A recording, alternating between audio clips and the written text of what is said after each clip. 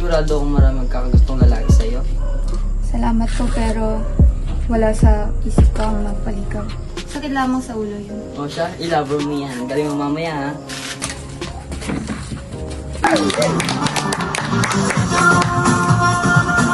Good evening, everyone. I'm Franz Cruz, your host for tonight's event, and welcome to Mucha 2024.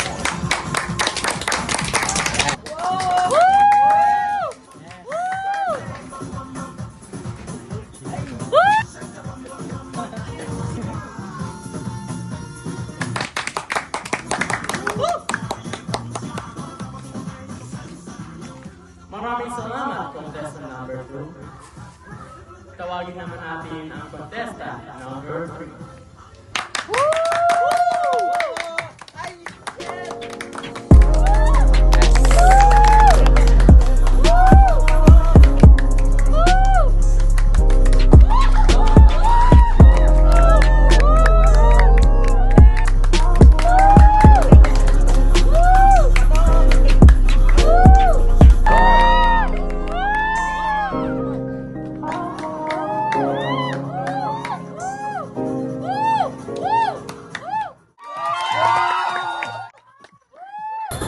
Bakit kumas?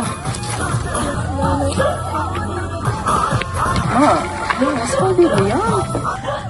Pero anak, takas sa puso ko dahil lang napagkamatay niya. Ma?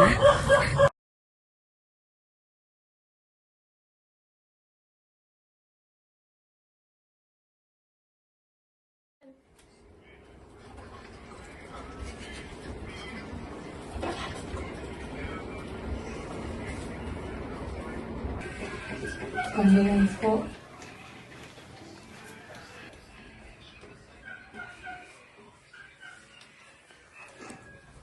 Anak, kaibigan ko pala.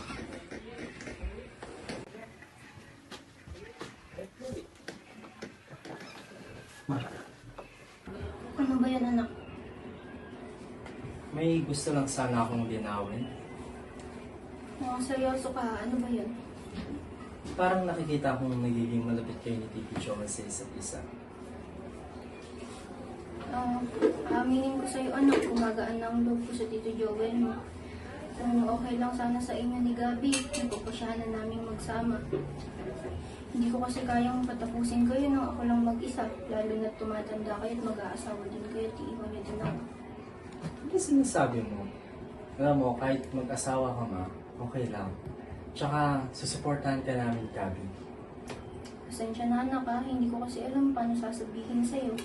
Sa inyo ni Gabi, natatakot ako sa posibleng sabihin niyo sa akin, lalo na't kawawala lang ng ama niyo. Ano ba? Okay lang. Naintindihan ko naman. Okay.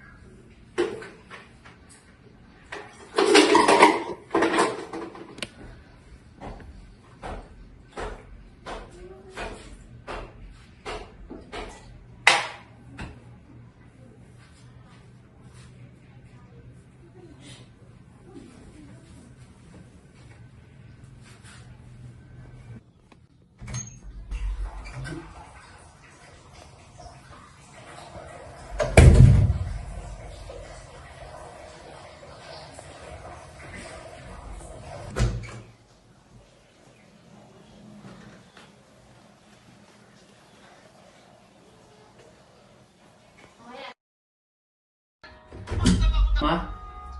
Oh, anak, bakit nandito ka? Tsaka bakit parang pinagpapawisan ka? May problema ba? Wala po, ma. Oh, sige.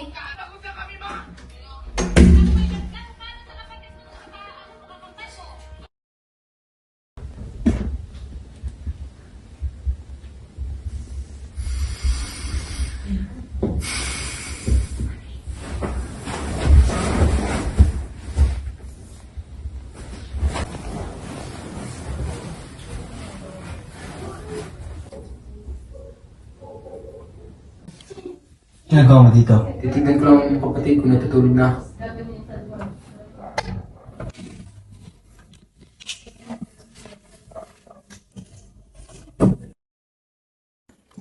At kung hindi, may binabala ka bang masama? Anong masama? Nakita kita kanina. Ganyan ba ang matinong ama? Ha? Ang pagnasaan ng sarili niyang anak? Bakit? Talako ba kayo? Ano bang gusto mo? Bakit mo ginagawa ito? Ha? Hindi lang ang nanay mo bida dito. Meron din ako pangangailangan na hindi niya nabibigay sa akin. Di ba ka na ba dito? Alam mo ba nagtatrabaho si mama? Dahil ano? Dahil nawala ka ng trabaho at hindi ka na nagsipagmaghanap pa. Alam mo bang buong oras ng trabaho si mama? Nawala na siya ng oras sa pangangailangan mo. At kay Gabi mo isinusumbat niya ang kalabas-tanganan mo? Hindi mo ako maintindihan dahil wala kang asawa. Hindi nga at alam mo bang maling-mali ang ginagawa mo? Tandaan mo, itinuring kita ang ama at ganyan ang gagawin mo kay Gabi. Tandaan mo, makakarating to kay mama at sa mga pulis. Babalikan kita at pagsisisihan mo ang ginawa mo.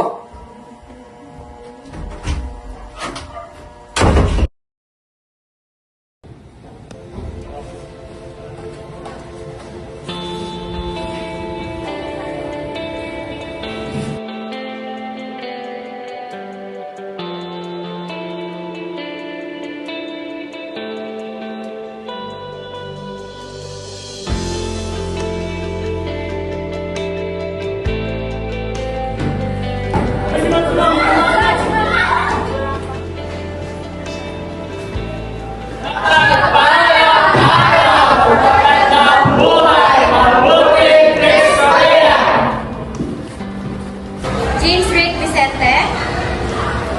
James Rick Vicente? James Rick Vicente, are you listening? Pakinig ko. Never mind, Mr. Vicente. Magtulala lang kapag nagsasalita ka. Pay attention.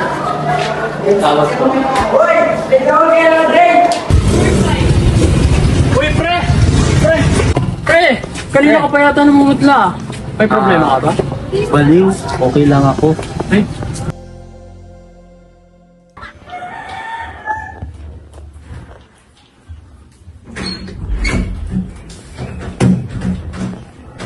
Ma!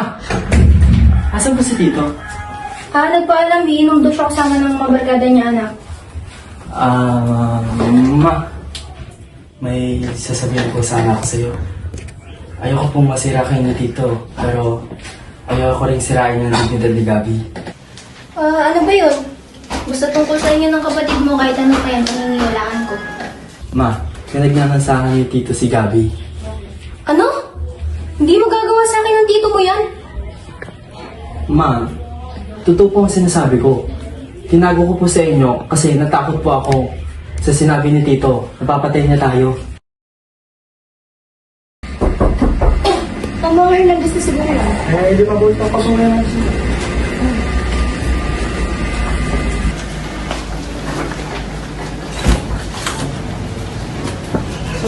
Oh, Hindi po dito. Tatay niyo po pala.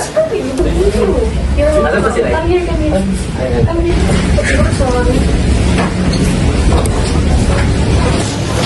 Please take a seat. Thank you. Thank you po.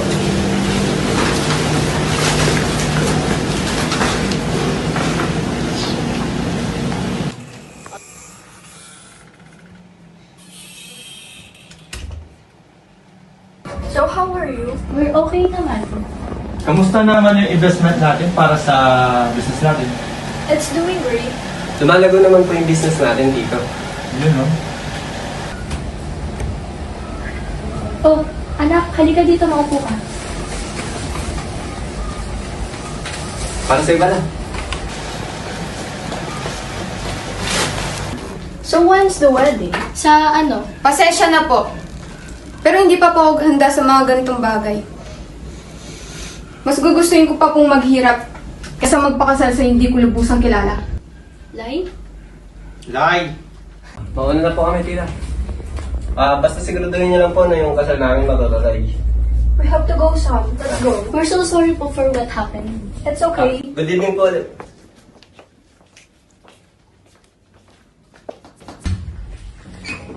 Ma, totoo po ang sinasabi ni Kuya.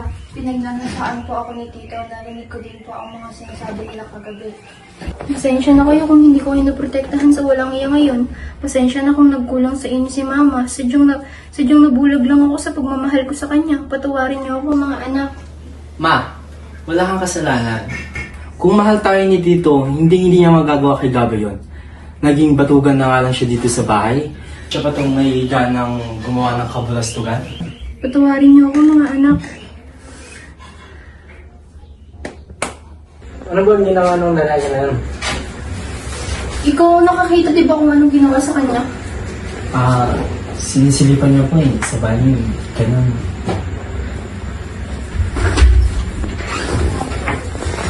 Walang hiya ka! Pinagkaniwala ako sa iyo ang anak ko! Tapos gano'n ang gagawin mo? Joel Gonzalez, kailangan mo sumama sa amin sa presinto laban sa pangaras kay Gabi Vicente. Babalikin ko kayo.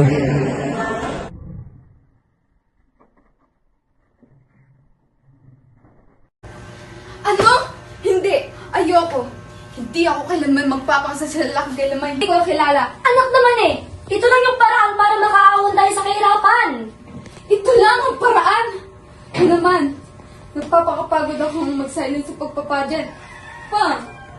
Kusapin mo naman si Mama. Anak, gusto ka lang namin bigyan ng magandang buhay. Pero hindi na namin kaya. Pareho na kami tumatanda ng nanay mo. Gusto ka lang namin bigyan ng makakasama sa buhay. Pan! Ma! Nag-aaral pa ako. Hindi ko kilala yung lalaki na yan. Anak,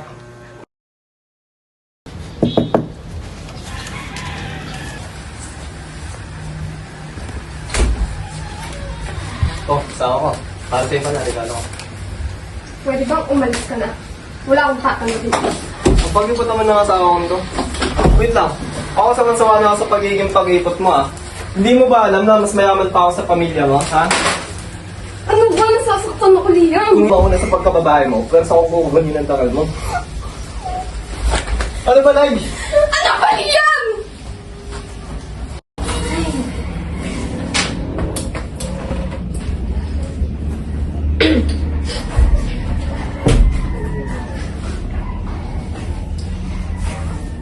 Oh, anak, andyan ka na pala. Saan ka ba galing? Oh, ba't ganyan yung tsura mo? Ang lungkot-lungkot mo. Ano ba nangyari? Ma, si Liam, pinagpuntaan niya akong gasay. Ma, gusto niya akong gas. Ano? Ano pinagsasasabi mo? Bata ka! Huwag kang magsinungaling sa amin! Ba't ko pa ba sinabi sa inyo? Alam ko namang hindi kayo maniniwala. sumusobra ka ng bata ka. Nagiging bastos ka. Kanya ka ba namin pinalaki? Siguro nga pa!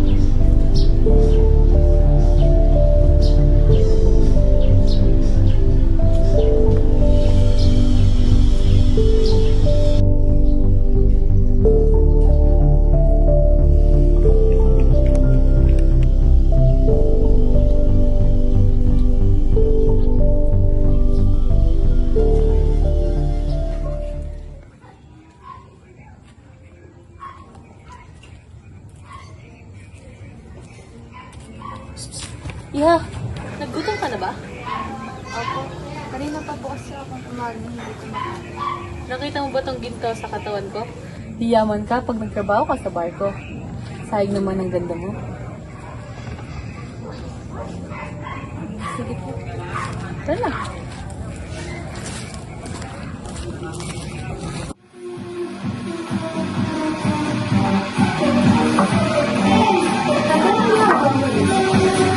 Dito ako nagtatrabaho. Ikaw ba? Naliligaw ka ba? Ano ginagawa mo ng isang bata ko ng television? Ano pangalan? Ako po si Dorothy. Ulila lang po ako sa buhay kaya po nagtatrabaho ako dito. Tsaka para sa pang-araw-araw din po. Ano? Nagtatrabaho ka dito pero ang bata-bata mo pa. Anong ginagawa mo dito? Kailangan po kasi wala na po nagsusustento sa akin. Pero aalisin din po ako dito kasi labag din po sa Autos Santos. Ate kung nagtatrabaho ka dito, na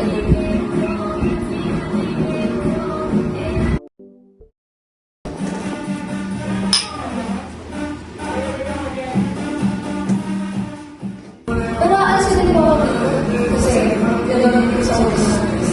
Ate kung nagtatrabaho ka dito, na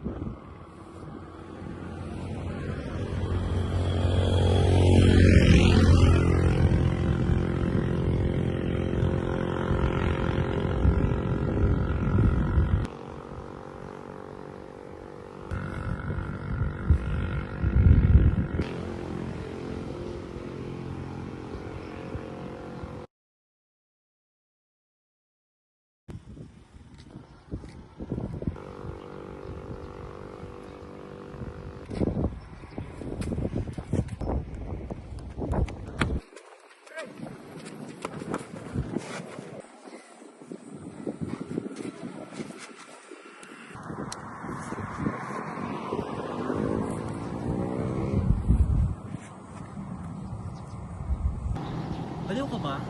Suicide yarn? Hindi. Swimming kasi ako doon pa rin. Kaya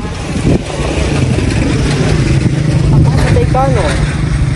Siguro kaya ka magpapakamatay kasi pinalayas ko sa inyo. Alam mo, tara, iuwi kita sa amin. Dadalhin kita sa amin.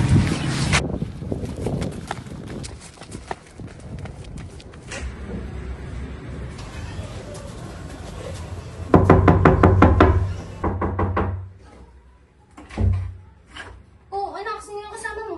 Ama, nakita ko lang po sa gilid ng tulay. Hindi ko nga po alam kung tatalon siya dun eh. Ay, Diyos ko, papasukin mo na doon sa kwarto at pagpahingahin mo. Kawawa naman itong batang to. Ay, Diyos ko!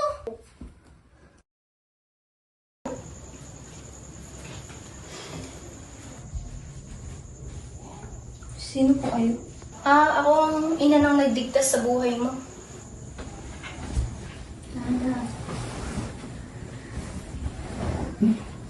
Iyo, ano ba ang pangalan mo at saan ka nakatira? Ako po si Lawrence. Malapit lang po ako dito. Di mo na po ako pwedeng bumalik dun eh. Bakit naman? Baka nag-aalala na ang mga magulang mo sa'yo. Kasi po sa akin. Ano yun? Pwede po bang dito muna ako? Bawal muna po kasi akong bumalik dun sa hindi ko masabing dahilan. Pangako, di ako magiging pabigat. Ganun ba? O sige, dito na lang kayo ni Drake sa kwarto niya.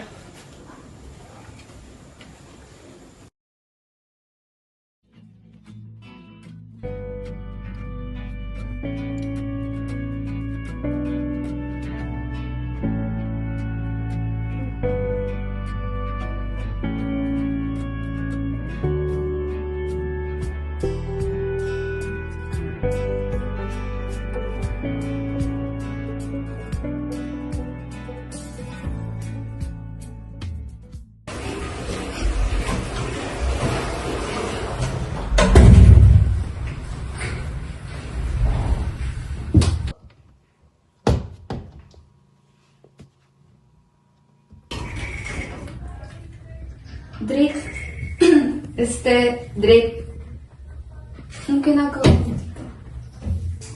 Alam ko na ang totoo, Lawrence. Lai? Paano mo nalaman? Hindi ako bulaglay. Kita ko lahat ng kilos mo, galaw mo. Alam mo, tuwing tulog ka, naririnig kita, nagsasalita ka tungkol sa mga magulang mo.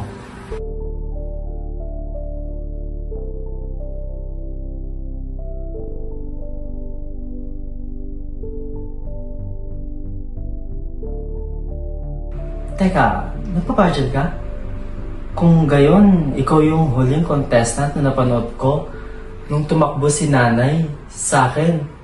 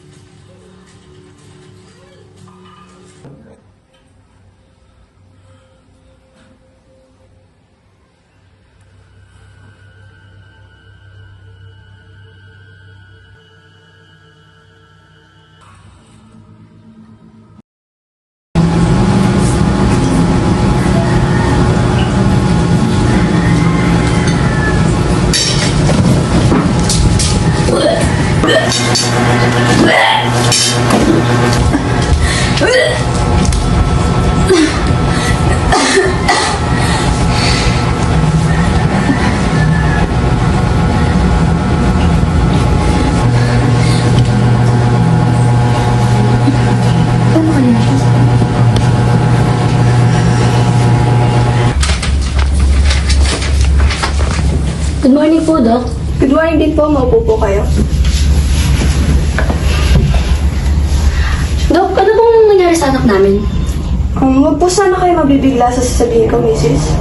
Bakit po, Doc? Ano pong nangyari? Ayon po sa resulta ng mga ginawa naming test, ang anak niyo po ay nag-positive sa pagbubuntis.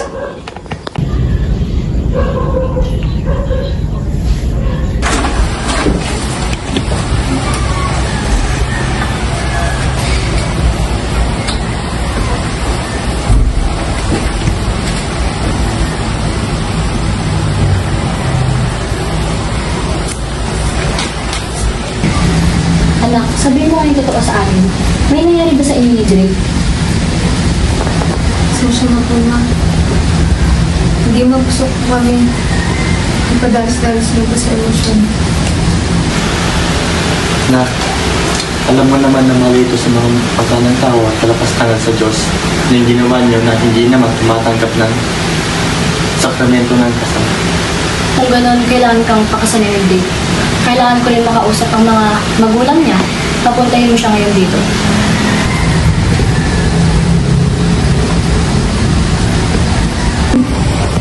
Ngayong nandito na rin gusto kong sabihin na kailangan pakasalan ng anak niyo ang anak ko. Dahil may nangyari na sa kanilang hindi naman dapat eh. Sang-ayon naman ako sa desisyon gusto mong gawin kasi mangyari naman na ang nangyari, hindi na natin mababago yun. So naman sa bansa ako.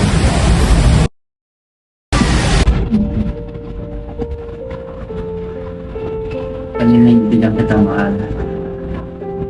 Hindi ko tatakbuhan ang responsibilidad ko bilang ama sa magiging anak natin.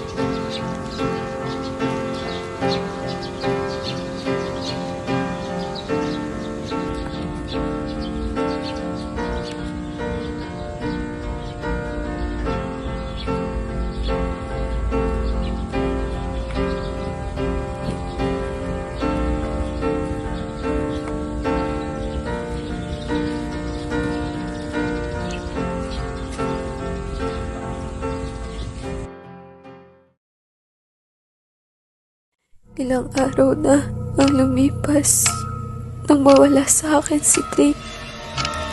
Ang tanging lalaking minahal ko na lubos. Sariwa pa rin sa isip ko ang pagkamatay niya. Wala nang dahilan pa para magpatuloy.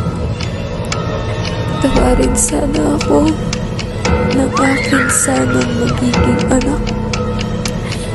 At ng Panginoong Diyos, paalam. Ay, Makas. Nay!